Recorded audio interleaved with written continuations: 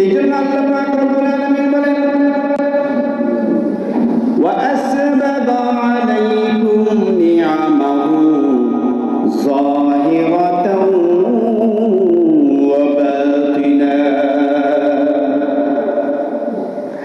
আল্লাহ বলেন আমি আল্লাহ রব্বে কারীম আল্লাহ পাক রব্বুল আলামিন তার নিয়ামত দিয়ে পরিপূর্ণ করে দিয়েছেন যারা যারা আল্লাহকে মানে, রাসূলকে মানে, ঈমানদার দাবি করে, ঈমানের উপরে থাকে। রব্বে কারীম বলেন ওয়া আসবাগা আলাইকুম, আল্লাহ পাক পরিপূর্ণ করে দিলেন তোমাদের জন্য, তোমাদেরকে নি'আমাহু, তার যত নিয়ামত আছে সকল নিয়ামতকে পরিপূর্ণ করে দিলে। সব নিয়ামত দেখি না, দেখা যায় ভাই সব নিয়ামত? বাতাস অনুভব করা যায়, গাছের পাতা দুলতেছে, গাছের ডালগুলো লড়তেছে, বোঝা যায় বাতাস, কিন্তু বাতাস দেখা যায়? দেখা যায়। অক্সিজেন দেখা যায়, কার্বন ডাইঅক্সাইড দেখা যায়, যেটা আমরা ছাড়তেছি দূষিত, যেটা গ্রহণ করতেছি দেখা যায়? কোনোটাই দেখা যায় না। কত নিয়ামত আমরা উপভোগ করি কিন্তু দেখতে পাই না, কত নিয়ামত উপভোগ করি দেখতে পাই।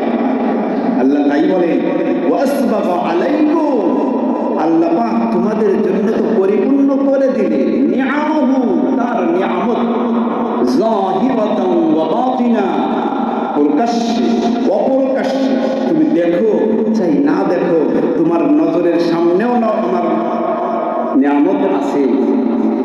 রোদ দেখতেছো, রাত্র দেখতেছো, দিন দেখতেছো, বাতাস অনুভব করতেছো, দেখো না এরকম বহুত কিছু আছে তোমার শরীরের অঙ্গ প্রত্যঙ্গগুলি, এটা একটা প্রকাশ্যে আল্লাহর দেওয়া নিয়ামত, আল্লাহর দেওয়া নিয়ামত। আল্লাহ তো যেরকম কলম না থাকলে শরীরের কোনো অঙ্গের দাম নাই, ঈমান না থাকলে আমলের কোনো দাম নাই, কোনো দাম নেই।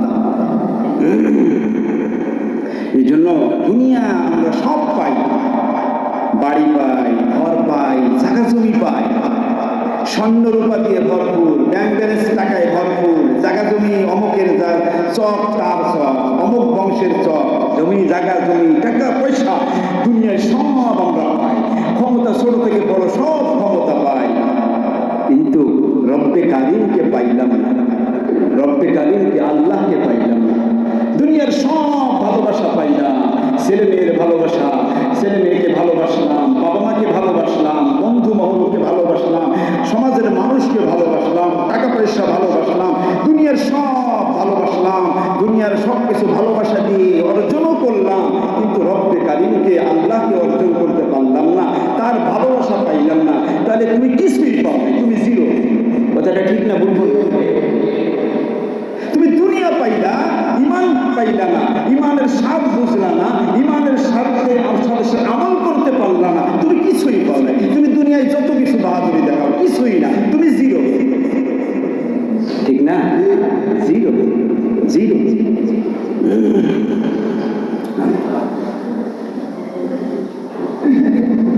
আল্লামা শামসুল হক ফরিদপুরি রাহমাতুল্লাহ আলাইহি বলেন যে তুমি সব পেয়েছো, আল্লাহকে পাবে তুমি কিছুই পাবে, কিছুই পাবে। মান কানা লিল্লাহি কানা আল্লাহু লাহু, যে আল্লাহর হয়ে যায় আল্লাহ তার হয়ে যায়। সুবহানাল্লাহ। মান কানা লিল্লাহ, যে আল্লাহর হয়, কানা আল্লাহু লাহু, আল্লাহ তার হয়ে যায়, আল্লাহ তার হয়ে যায়। এজন্য আল্লাহর হতে হবে, আল্লাহর হতে হবে, আল্লাহর হয়ে চলতে হবে, আল্লাহর ভালোবাসা নিয়ে চলতে হবে। সাহাবায়ে কেরাম, আম্বিয়ায়ে কেরাম, সাহাবায়ে কেরাম আল্লাহকে পাওয়ার জন্য, আল্লাহর ভালোবাসার জন্য নিজের অস্তিত্বকে বিলীন করে দিয়েছে না? আল্লাহর ভালোবাসার জন্য ঈমানের স্বাদ গ্রহণ করে, ঈমানের স্বাদ মজা এত পেয়েছেন যে নিজের জীবনকে তিনি তুচ্ছ মনে করেছেন। সাহাবায়ে কেরাম করেন হযরত বিলাল রাদিয়াল্লাহু তাআলা মুশরিকদের অত্যাচার, গোলাম, কার গোলাম? গোলাম কার ছিল? বিলাল রাদিয়াল্লাহু তাআলা একজন হাবশি গোলাম ছিলেন না? হাবশি গোলাম কার? আল্লাহ। তাহলে এদের বিলাল রাদিয়াল্লাহু তাআলা মুশরিকদের জুলুম অত্যাচার, তার মনিবের জুলুম অত্যাচার সহ্য করেছে, কিন্তু রব্বে কারীমের মজা ভালোবাসার সম্পর্ক ছিন্ন করছে। মরার সময় কত কষ্ট, এত ইমানের স্বাদ মজা পেয়েছে যে মারতেছে, পিটাইতেছে, আরে হায় তাকে হাত পা বেঁধেছে, গোলাপান টানতেছে পাহাড় পাথরের উপর দিয়ে, উত্তপ্ত বালুর উপরে পাথরের চাপা দিয়ে রেখে দিয়েছে, শরীর গলে গলে রক্ত গলতেছে, রক্ত বের হতেছে, হায় হায় শরীরের মাংস গোশ গলে গলে পড়তেছে, তারপরেও রব্বে কারীমকে ছাড়ে না। তখনও বলেন আহাদ আহাদ আহাদ, রব্বে কারীমকে আহাদ, তার একত্ববাদ স্বীকার করে না, স্বীকার করে। বিবি আসিয়া, বিবি আসিয়া ইতিহাস তো আপনারা জানেন, কত কষ্ট ফিরাউন দিয়েছে ওকে, ফিরাউন স্ত্রী আসিয়াকে কত কষ্ট দিছে, 4 হাত পাও চারদিকে দিয়ে প্যারাক মেরে রাখছে জমিনে সহায়। কি দৃশ্যটা একটু চিন্তা করেন, 4টা হাত পাও চারদিক দিয়ে প্যারাক মেরে জমিনে সহায়, এরপরে জুলুম করেছে। এই জন্য ওটার নাম হয়েছে অফিরআউনা জিল আওতা, সূরা ফাজরের মধ্যে অফিরআউনা জিল আওতা, ওটা প্যারাকওয়ালা।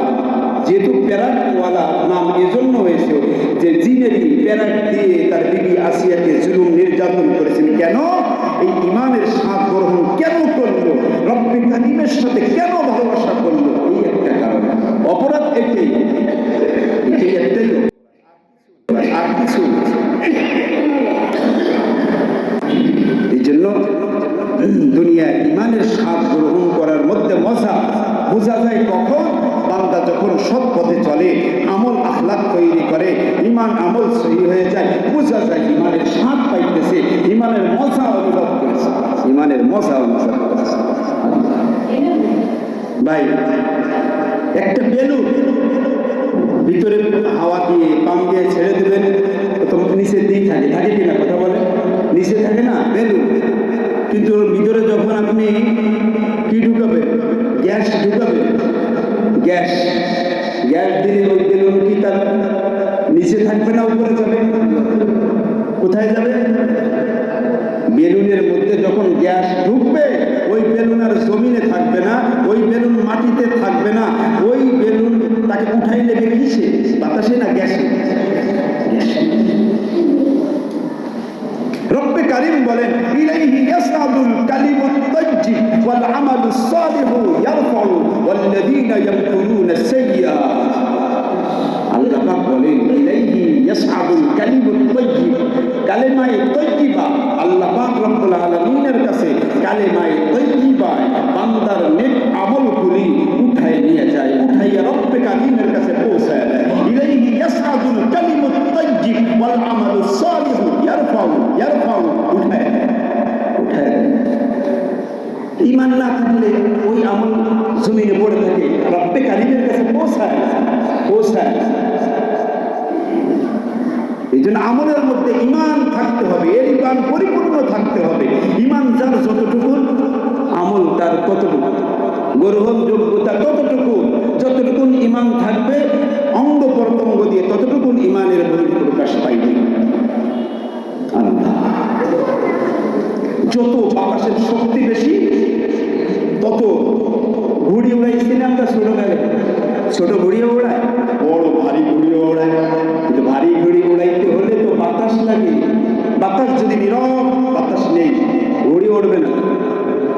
ঘুড়ি উঠতে বাতাস লাগে, ওটা উপরে যেতে বাতাস লাগে, কত টান, সেটাই কত টান থাকে। কানের পিছনে শক্তি হলো বাতাস।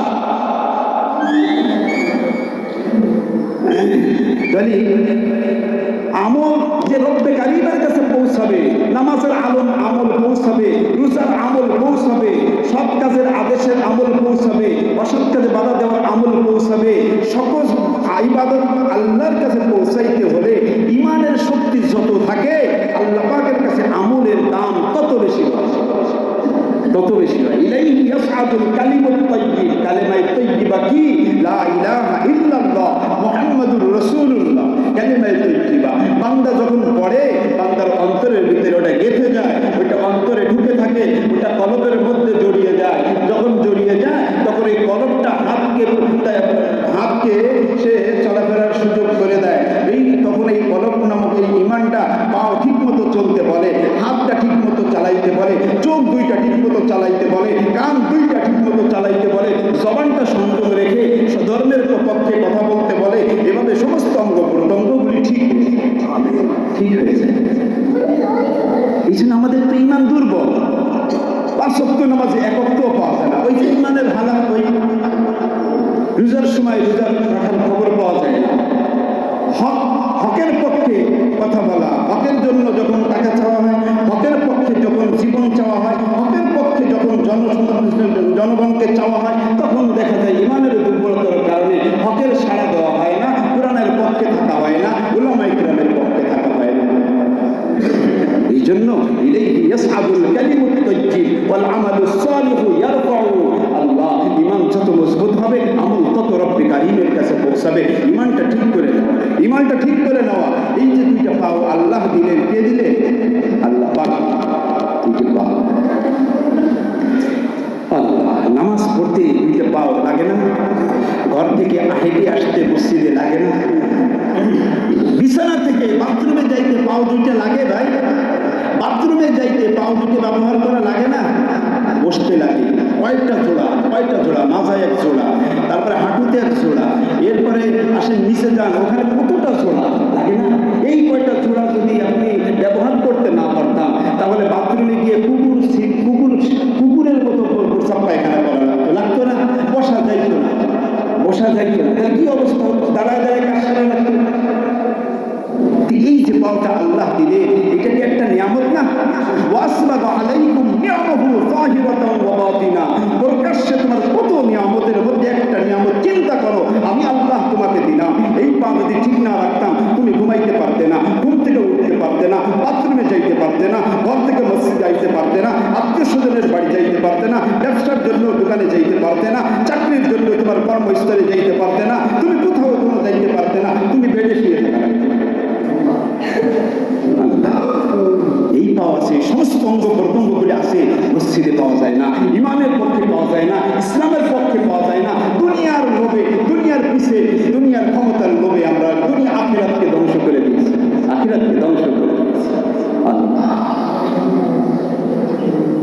আল্লাহ পাক কাল কিয়ামতের ময়দানে ডাকবে, ইউদআউনা ইলাস সুজুদ ফালা ইস্তাতিউন।